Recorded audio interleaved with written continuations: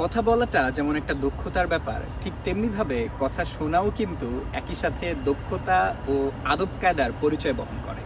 আজকের এই ভিডিওতে কথা বলবো আপনিও কিভাবে একজন বেস্ট লিসনার হয়ে উঠতে পারেন তার 3টি গুরুত্বপূর্ণ পদ্ধতি সম্পর্কে। চলুন শুরু করা যাক। So the first step is you have to listen actively. American psychologist Carl Rogers বলেছেন, যখন একজন ব্যক্তি অন্য আরেকটি ব্যক্তির সাথে কথা বলবে তখন অবশ্যই তাকে সে কথাগুলো মনোযোগ সহকারে বোঝার চেষ্টা করতে হবে এবং বোঝার পরে কথা শেষ হয়ে গেলে বক্তার সাথেই তার এই সামারি আইডিয়াটা আরেকটা বার শেয়ার করতে হবে।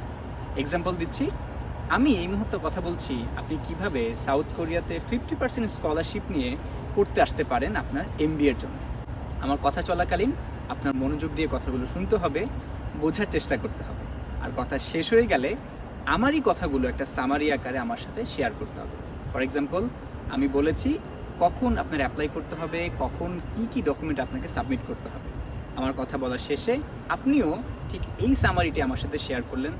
দ্যাট মিনস ভাইয়া আপনি বলতে চাচ্ছেন আগামী ইনটেকের জন্য আমি যদি 50% স্কলারশিপ পেতে চাই তাহলে আমাকে এই ডকুমেন্টগুলো এই সময়ের মধ্যে অ্যাপ্লাই করতে হবে, রাইট? আমি বলবো yes, this is the active listening. মনোযোগ দিয়ে শোনা, বোঝা এবং ইন্টারঅ্যাক্টিভলি সামারিটাকে শেয়ার করা to make sure you have understood everything and listened very carefully. The second step, empathetic listening. Stephen Covey's the 7 habits of highly effective people বইতে বলেছেন, you have to listen to understand, not to reply. হয় না অনেক সময় আমরা একজন মানুষের সাথে আমাদের কোনো কষ্টের কথা শেয়ার করছি আর তিনি আমাদের কথাগুলো মনোযোগ দিয়ে এমপ্যাথেটিক্যালি না শুনে তার কষ্টগুলো আমাদেরকে বোঝানোর চেষ্টা করছেন। কিংবা আমি একটা কথা বলছি, আমার কথাগুলোর মাঝখানেই বলছেন আমার সাথেও তো এমনটা হয়েছে, আমার সাথেও তো এরকমটা হয়েছে, আমিও তো সেম প্রবলেমগুলো ফেস করছি। দ্যাট মিনস সে মানুষটা আমার দিক থেকে আমার কথাগুলো শুনছে না। বাট এই বই অনুসারে আপনার ইম্যাজিন করতে হবে যে বক্তার কথাগুলো আপনি শুনছেন, আপনি ঠিক তার জায়গাটাতে, তার ইমোশন এবং সিচুয়েশনকে বুঝে আপনার কথাগুলো বলতে হবে। ফর এক্সাম্পল, আজকে আমি কথা বললাম how hectic my day was today, এবং আমার কথাগুলো শোনার পরে আপনার রিপ্লাই হবে, ও ভাই, দ্যাট মিনস সত্যি আপনার আজকে অনেক কষ্ট গেল, ঠিক আছে একটু রেস্ট করুন। রাদার আপনি বললেন, আরে ভাই সেম প্রবলেমে তো আমিও গেলাম, আরে ভাই সেম প্রবলেম তো আমিও পড়লাম। It doesn't mean a professional communication. So you have to be empathetic and you have to listen to understand, not to reply. The third rule, non-verbal communication. Albert Mehrabian তার একটি রিসার্চে উল্লেখ করেছেন, আমাদের পৃথিবীতে যত রকম সাকসেসফুল কমিউনিকেশন হয় তার মধ্যে 93%ই হয় non verbal communication.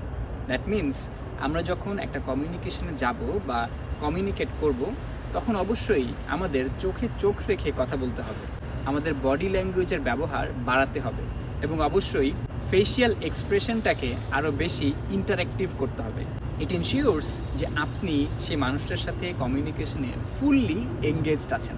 For example, আমি এই মুহূর্তে কথা বলছি আপনি কিভাবে সাউথ কোরিয়াতে এসে খুব সহজে part time full time job নিয়ে আপনি স্টুডেন্টশিপটাকে স্মুথলি শেষ করতে পারেন।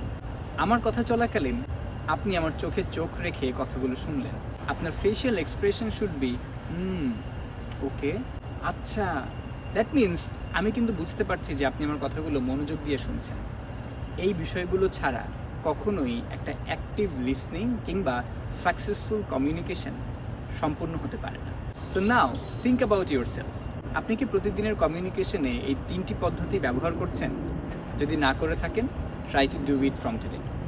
আর যদি এই 3টি পদ্ধতি আপনার জীবনে পজিটিভলি ইম্প্যাক্ট ফেলে থাকে, please do let me no.